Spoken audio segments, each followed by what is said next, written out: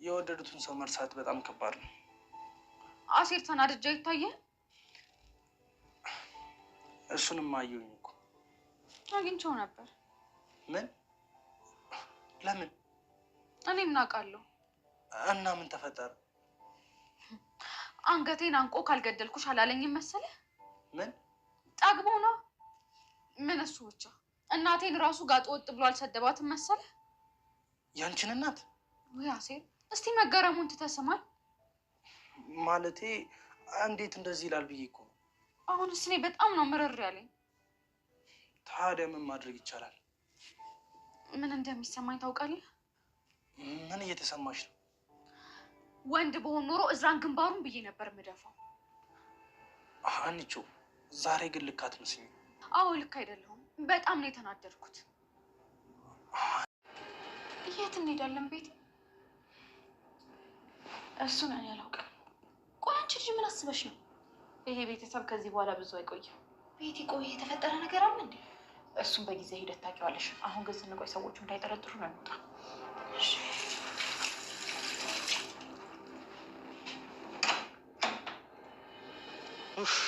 አይ ጆሮ ወጋ ወጋ ወጋ ወጋ ወጋ ወጋ።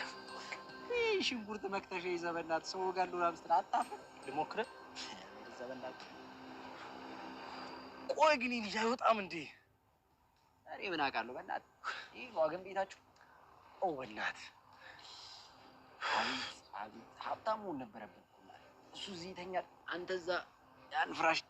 በቃ ምንም የማይሆን ወይ ካልሆነ እኔ ሂጅ ልጥረው እንዴ? እስኪ ጥራው በእናትህ። የምርሽን ነው? አዎ ጥራው። ታስቢ እና ቁጭ በል ድንጋይ። እሺ አጅሪት ሰላምዬ፣ እንዴት አደርሽ? የት አባሽ አድረሽ ነው? ምን ነው መጥፋት ያሳሰብሽ እንዴ? በጣም እንጂ እባክሽ። ቤቱ ጭር አለባችሁ አይደል? አትተዛይብኝ እባክሽ። አሁን የት አድረሽ ነው የምትመጪው? የሆነ ቦታ ድሬ ነው። ስራሽን በደንብ ስለምታውቂው ነው አይደል? የምን ስራ? ምን አባሽ ሆነሽ ነው ሀናን ሸውደሽ እዝራ ጋ የወሰድሻት? መቼ? ትላንት ነው። ኧረ እኔ አልወሰድኳትም። ቆይ ግን አንቺና እህትሽ ከኛ ምንድን ነው የምትፈልጉት? እኛ ምንም አንፈልግም። አይ የሆነ ነገርማ ትፈልጋላችሁ። በእውነት ሰላምዬ፣ እኛ በሰላም እዚህ ቤት ውስጥ መኖር ነው የምንፈልገው። ትሰሚኛለሽ? አንቺን ሆንሽ ያቺ እህትሽ እዚህ ቤት ያላችሁት የማየን ስለታሰረ ነው። እሺ ሰላም፣ እሱ ደግሞ ምን ማለት ነው? እማዬ እናንተን ክፋት ማየት ስላቃታት ብቻ ነው እዚህ ቤት ያላችሁት። እኛ እኮ ግን ክፉ አይደለንም። ያንቺን ክፋት ለማወቅ ሀና ላይ ስታደርጊ የኖርሽውን ነገር ማስታወስ ከበቂ በላይ ነው። ሰላምዬ፣ አሁን እኮ ሁሉም ጽዮን ከድሮ ስህተቷ አሁንም አልተማረችም ማለት ነው። እንግዲህ ሀኒቾን እዝራን ለማገናኘት ውጭ ቤተ ክርስቲያን እዘሻት ሂጂ ስላላት እሷም ይዛት ሄዳ ከእዝራ ጋር ፊት ለፊት እንዲገናኙ አድርጋለች። በዚህ ምክንያት ሰላም በጣም ነው የተናደደችባት ማለት ነው። ምክንያቱም እሷ እዛ ቤት እንዲቀመጡ በጭራሽ አትፈልግም ነበር እህቷም ሆነ ጽዮን። ነገር ግን ወይዘሮ ሜላት አንቺ እዚህ ቤት ማንም ሲመጣ መናገር የለብሽም በቃ ታያቸው ይቀመጡ ስላለቻት እናቷ ስለፈቀደች ብቻ ነበር የተቀመጡ። እናም ሀና እዝራን እንዳገኘችው እና መቶ አንገቷን እና እንዳነቃት እናቷንም እንደተሳደበ ሁሉንም ነገር ለሰላም ነገረቻት። ሰላምን በጣም ተናደደች። መጀመሪያ ሲጀመር አንቺ ነሽ ማንንም እያመንሽ እዚህ ነገር ውስጥ የገባሽው በራስሽ ነው። እንዴት ሲሆንን አምነሽ ተከትለሽ ቤተክርስቲያን እዛች ትሄጃለሽ? እሷ ሲጀመር በየትኛው ጽድቋ ነው ቤተክርስቲያን የምትሄደው ስትላተኝ እሷ ጻድቅ ባታንም ሁላችንም ጻድቅ አይደለንም፣ ሁላችንም እስከና ኃጢአታችን ነው ቤተክርስቲያን የምንሄደው ስትላት ደግሞ ጭራሽ ልትሰብኪ ነው እንዴ? አንቺ ነገሩን ያበላሸችው አንቺና እማዬ ናቸው። እንዴት ቢደፍር ነው እማዬን ውርጋጥ ብሎ የሰደባት እያለች በጣም ተናዳ እየጮኸች ትገኛለች ማለት ነው። ጽዮንም እዝራን በጣም ተናዶ ሰክሮ ሲጠጣ ነበር ያመሸው። እናም ቤቲ ቀጥታ ከሷ ካሉበት ቦታ ሄዳ እቅዷን ነገረቻት እና አብረው እንድታደር ነገረቻት። ጽዮንም አጋጣሚን ተጠቅማ አብራ አደረች። ጠዋት ሲነሳ በጣም የደነገጠው ምክንያቱም ሰክሮ ስለነበረ ራሱን አያውቅም። ጽዮን ግን ሆን ብላ ነው ይህን ነገር ሁሉ ያደረገችው። ምክንያቱም እሱ ከሱ ልጅ ካረገዘች እሱ ቤት ተከራይቶ ሁለታቸውን ይኖራቸዋል ብለው ልጁ ማሳዣ ነው ያደረጉት ማለት ነው። ልክ እንደ ዕቃ ልጅን የሚያክል ነገር ማሳዣ አድርገው እናም አንተ አስገድደኸኝ ነው እንጂ እኔ ፈልጌው አይደለም ብላ ራሷ ለማማካኘት ሞከረች። እሱ ግን አጋጣሚውን ተጠቀምሽብኝ፣ እንኳን ደስ አለሽ፣ ተሳካልሽ እቅድሽ እያላት ነበረ። ከዛም ወደ ቤት ስትመለስ ከሰላሚና ጋር ፊት ለፊት ተፋጠጡ። አንቺ ግን እረፊ ብያ ከአንዴም ሁለት ያስጠንቅቄሽ ነበር፣ አሁን ግን አላርፍ ብለሻል። እንዴት ነው ሀናን አሳልፈሽ ለእዝራ የሰጠሻት? እያለች እየጮኸችባት ትገኛለች። እሷም እኔ እንደዚህ መሆኑን አላወቅኩም ነበረ፣ ለተንኮል መሆኑን አላወቅኩም ነበረ እና በጣም ይቅርታ እያለች ነበር። ምንም ቢሆን ከእዝራ ጋር እንድትገናኝ መንገዱ መክፈት አልነበረብሽም። ሲጀምር አንቺ መሞት ካልፈለሽ ከዚህ ቤት መውጣት አለብሽ እያለቻት ነበር። እሷም አታስቢ፣ ከዚህ ቤት የማውጣበት ቀን ቅርብ ነው፣ በጣም ቅርብ ነው፣ መሄጃ ስለሌለ ለጊዜው ብላ እንግዲህ እዝራን ተስፋ አድርጋለች። እህትየዋም ነገሩ ተሳካ እንዴ ብላ ጠየቀቻት። እሷም ይመስለኛል ስትላት፣ እንዴት ይመስለኛል? ያው እንግዲህ አብረን ያደርነው ግን ምናልባትም አንዳችን መውለድ ማንችል ሊሆን ይችላል ስትላት፣ እሱን በኋላ በጊዜ ሂደት የምናየው ይሆናል።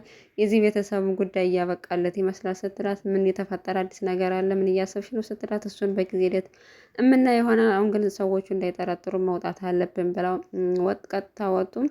ሀኒቾን በጣም ስለተናደደች ወደ ቤት ሄዳ ነበር። እናም ከጆሮ ጋር ተገናኙ። ያለውን ነገር ሁሉ ተናገረችው። በጣም እንዳስጠላተኝ ከዚህ እንደሱ የምጠለው ሰው እንደሌለ ስለ እዝራ እየነገረችው ነበር እና ሆን ብሎ አንገቷን እንዳነቃት እና ሊገላት እንደሚፈልግ ስትነግረው፣ ጆሮ ደግሞ በጣም ተናደደ። ስለሚወዳት እሷ እንዲያጠቃበት አይፈልግም ማለት ነው። እናም ከተምቹ ጋር ተቀጣጥረው እሱን ለማጥቃት እየሞከሩ ነው፣ እየሰለሉት ነው፣ እየተከታተሉት ነው እዝራን ለመግደል ሀኒቾን ስላስፈራራ። እዝራ ደግሞ ሀኒቾ ያለምንም ጥፋቷ እሷን እየፈረደባት ይገኛል። አንቺም ሆናችሁ ውርጋጥ እናትሽ ከዚህ በኋላ ጠባችሁ ከኔ ጋር ነው፣ እኔ ዋጋችሁን እሰጣችኋለሁ እያለ ነው። እሷ ግን መጀመሪያ እኛን ከመጣላት በፊት አባት ግን ማንነቱ በደንብ ወቅ ብለዋለች። ምክንያቱም አባቱ ነው እዚህ ነገር ውስጥ የከተተው፣ እውነቱን እየደበቀ ራሱን ጻድቅ እያደረገው ወይዘሮ ሜላትና ሀናን ጥፋተኛ እያደረገ እዚህ ጦስ ውስጥ የከተተው የገዛ አባቱ ነው። እሱ ደግሞ ይሄን አያውቅም ማለት ነው። ጽዮንና ቅዱስም ድጋሚ ተገናኝተው አያውቁም ነበር። አሁን እንደ አዲስ ተገናኝተዋል ማለት ነው። ከረጅም ጊዜ መጥፋት በኋላ ስላገኘት ከየት ተገኘሽ እያላት ነበረ። እሷም ምክንያቱም ተጨንቆ ነበር ሰላምን ስለሚወዳት፣ ሰላም ምናልባት እሱን ስለምትፈልገው ጽዮን በእኔ ምክንያት አስጠፍታት እንዳይሆን ብሎ ስለሰጋ ማለት ነው። አሁን ግን ስላገኛት ደስ ብሏታል። እናም እዝራን ብቻውን አትተየው ብሎት እሱ ወደ ሰላም ሄዶ ከቤት ሰላም ጋር ተገናኝተው ሰላምም ስለ ቤተሰቧ ጉዳይ ምርር ብላ እየተናገረች ነበር። አሁንስ እዚህ ሁሉ ቤተሰብ ባልፈጠር ደስ ይለኝ ነበር እያለችው ነበር። እሱ ግን ቤተሰብን መርጠን አይደለም የምንወለደው፣ ስለዚህ ምንም ቢሆን ቤተሰብ ነው እያለ እየመከራት ነበር። ምንም ቢሆን እስከነ ስህተቴም ቢሆን መቀበል አለብህ እያለች መጨረሻም ከፍለው ሄዱ ማለት ነው። ወይዘሮ ሜላትም በአቶ በቃሉ ጉዳይ በጣም እያሰበች ትገኛለች እና እሱን የምታጠቃበትን መንገድ እየፈለገች ነው። እዚህም እንድታጠቃ እሱን ማጥቂያ መንገዱ አንዷ ቤቲ ናት። ቤት እንድተባበራት እየጠየቀቻት ነበር። ቤቲም ከስንት ድካም በኋላ እሺ ብላታለች። ያው እኔ የምጠራዋለሁ እኮ ግን ደግሞ በየት በኩል የሚለውን በጣም አሳሳቢ ነው፣ እሱ ተጠራጣሪ ነው፣ ከአንቺ ቤት እንደምኖር ያውቃል ብላት ነበረ። እሷ ግን ሞክሬና ከዛ መሳካቱና ለመሳካቱን አብረን የምናየው ይሆናል አለቻት። ሂዳም ጠየቀችው። እሱ ግን ወይዘሮ ሜላት እንደላከችሽ አውቃለሁ አላት ማለት ነው።